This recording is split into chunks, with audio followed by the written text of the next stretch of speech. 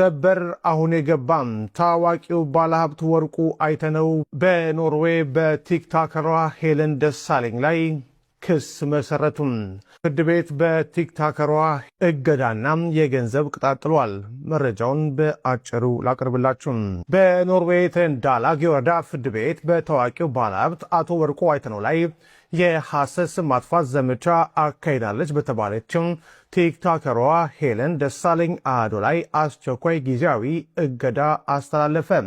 እጃችን የሚገኘው የፍርድ ቤቱ ውሳኔ እንደሚያሳየው ተከሳሿም በቲክቶክ ላይ አቶ ወርቁ አይተነውን በክሱ ላይ በስም የጠቀሰ ቫይረስ አለበት በማለት በሐሰት መወንጀሏ ተገልጿል። በተጨማሪም በሴቶች ላይ የወሲብ ጥቃትና ከባድ አካላዊ በደሎችን ፈጽሟል የሚሉ ቪዲዮዎችን አሰራጭታለች። ከዚህም ሌላ ለምን 25 የቲክቶክ አንበሶችን አትገዛልኝም በማለት የገንዘብና የስጦታ ማስገደድ ሙከራ አድርጋለች ተብሏል። በሰነዱ ላይ እንደተጠቀሰው ባለሀብቱ የዱባይ መኖሪያ ፍቃድ ያላቸው ሲሆን ይህ የመኖሪያ ፍቃድ ከቫይረሱ ነፃ መሆናቸውን በሚያረጋግጥ ሕጋዊ የጤና ምርመራ ላይ የተመሰረተ ነው። ተከሳሿ ይሄንን ሀቅ መካዷም ጉዳዩ በከፍተኛ ወንጀል እንዲታይ ካደረጉት ምክንያቶች አንዱ መሆኑ በክሱ ላይ ተጠቅሷል። አቶ ወርቁ አይተነው በቲክቶክ በቀጥታ ስርጭት ወይንም በአስተያየት መስጫዎች ላይ ድጋሚ እንዳትናገር፣ እንዳታጋራ ወይም አስተያየት እንዳትሰጥ እገዳ ተጥሎባታል። ያጠፋችውን የቪዲዮ ማስረጃ መልእክቶች፣ የአካውንት መረጃዎችና የገቢ ማስገኛ ማለትም ሞኔታይዜሽን መረጃዎችን እንዳትደብቅ ወይም እንዳትለውጥም በውሳኔው ላይ ጥብቅ ትዕዛዝ ሰጥቶበታል። በራሷ አካውንት ብቻ ሳይሆን በሶስተኛ ወገን በኩል ተጽዕኖ ፈጥራም የባለ ሀብቱን ስም እንዳታነሳም ተከልክላለች። በተጨማሪም ፍርድ ቤቱ ለክስ ሂደቱ ወጪ 22112 የኖርዌይ ክሮነር ለአቶ ወርቁ አይተነው እንድትከፍል በተከሳሿ ላይ ወስኗል።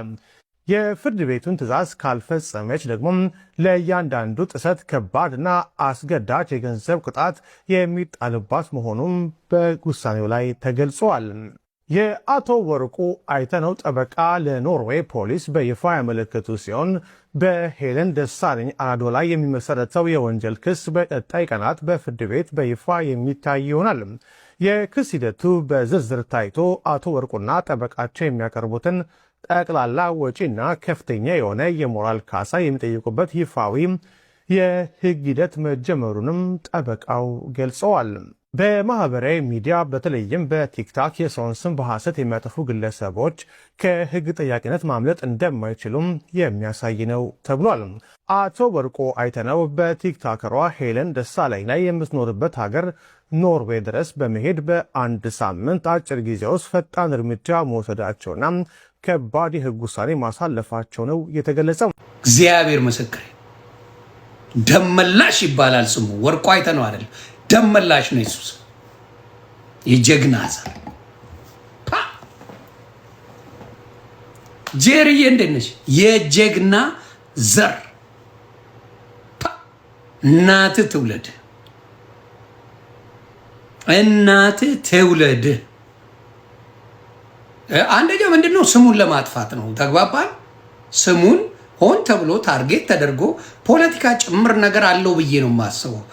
የሱ ስም ለምን መጣ? የሱ ስም ቲክታክ ላይ ለምን መጣ?